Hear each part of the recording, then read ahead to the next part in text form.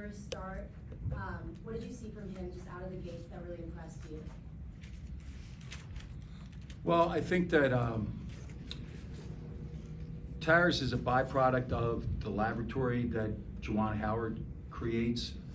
And Juwan was obviously with us and with Tarris from July 1 on to September, whatever the date was of his surgery.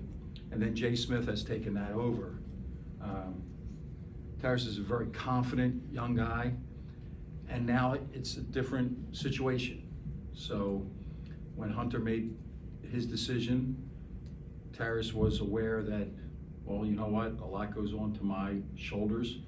I think that there's small things. He's catching the ball better. His foul shot looks better. Still could be cleaned up. He was rushed a little bit, I thought, early. And he's doing a sensational job with his left hand. And who knew that he was medical enough to tell me that he didn't think he could go in the second half? It's pretty impressive for a guy that's not pre-med. What was it that happened? His groin. But he has had, I can't remember the exact day, but he did have something happen maybe 5 or 6 days ago, to his groin area, and then, or maybe it was, yeah, it was in this last stretch of time. And he said at halftime he felt a little tweak, but they examined him. He'll fine. With so many newcomers and so much change in the roster, how do you feel like the team is gelling together to this point already? I think it's, big picture, it's symbolic of college basketball. And I do think that for as many knocks as they take, the NCAA, the fact that they allow you time with your players in the summer, you can get up to speed quicker. So we get 4 hours, 8 weeks during the summer. And even though Olivier was away, we could get these guys into how we're going to play, how we're going to practice, how we're going to teach, terminology. So when we do start practice on September 25th or whatever, the idea is to make progress. And if we're not better Sunday, then everything up to now has been a waste of time. So to me, it's a progression, and we're now in the world of building teams as opposed to building programs. And so this team is getting better. But if that's as far as we can go, if this is the top, it's going to be a long year. Has it been like having Juwan back in practice a little bit, and do you expect, when he might be back? The answer to the second part, I have no idea.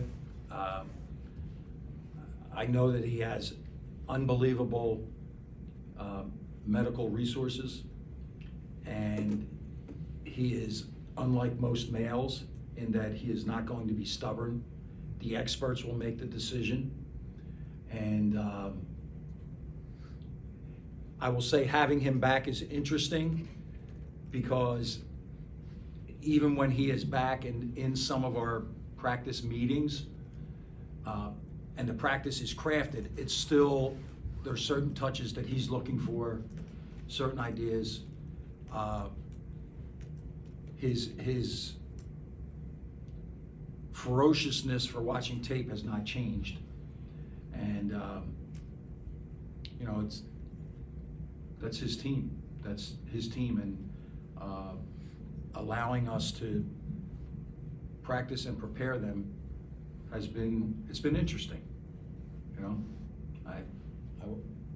He was in the building, right? He was in the building, but he didn't speak to us after walkthrough, but he was in the building. At one point, it crossed my mind, like, if we start to trail here, is he going to send me a note? Like, is there going to be somebody sitting with him, and all of a sudden this kid's going to come sprinting up with a note to call the 3-out play or whatever. That didn't happen. Anybody have anything else?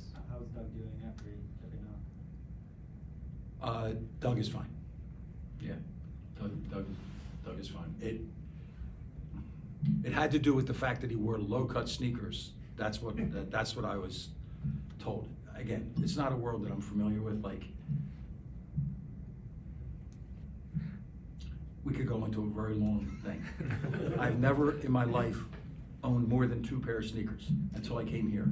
I now have 33 pairs of sneakers in my I had to get from a 1-bedroom condo to a 2-bedroom condo.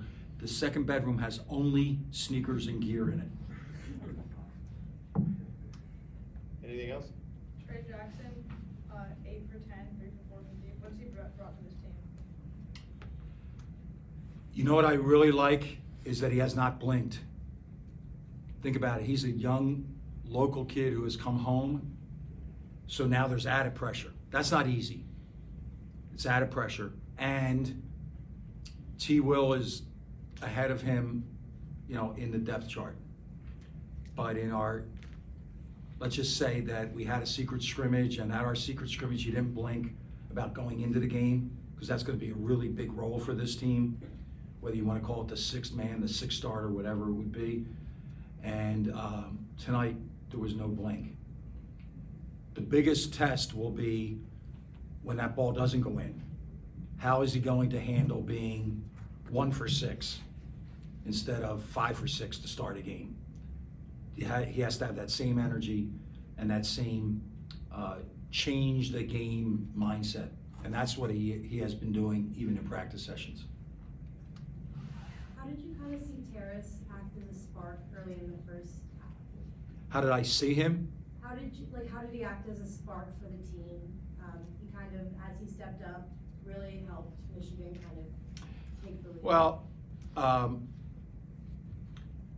think that the players, when they see a guy be rewarded for his hard work, they know how hard each other works, even then when it's not a practice setting.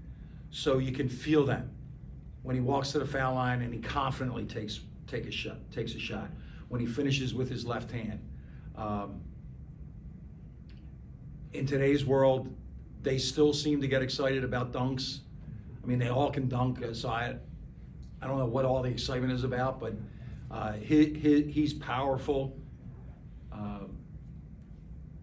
and they like him.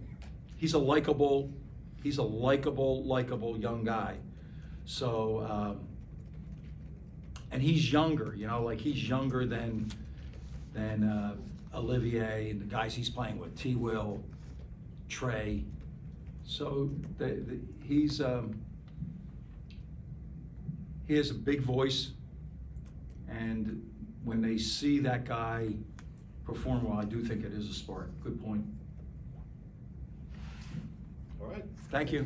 Thanks.